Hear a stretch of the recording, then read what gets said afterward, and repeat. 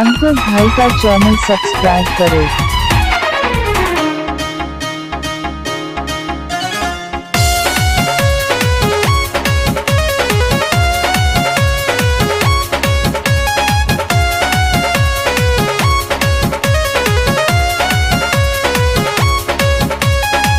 एहो पिया आज नैना लड़ा लो, नैना लड़ा के मोरा चैना चुरा लो। हाँ एहो पिया आज नैना लड़ा लो, नैना लड़ा के मोरा चैना चुरा लो।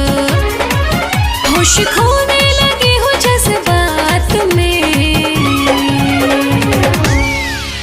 अरे दिनवे में तो हक न धरेंगे,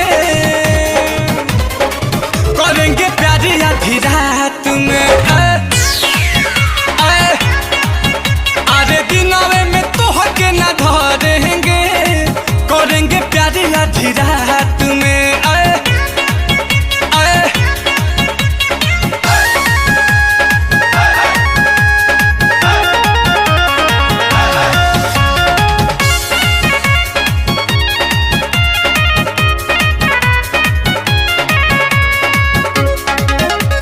अपने नाम का गाना बनवाने के लिए संपर्क करें। मेरा मोबाइल नंबर है 62959486।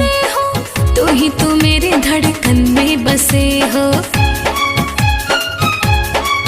हाँ तू ही तो मेरे इस मन में बसे हो, तू ही तो मेरे धड़कन में बसे हो।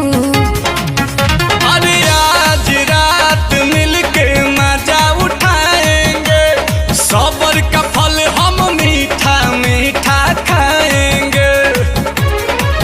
चल खुल के जिए हम साथ में। अरे दिनवे में तो हक न धरेंगे, करेंगे प्यारी आधी रात में।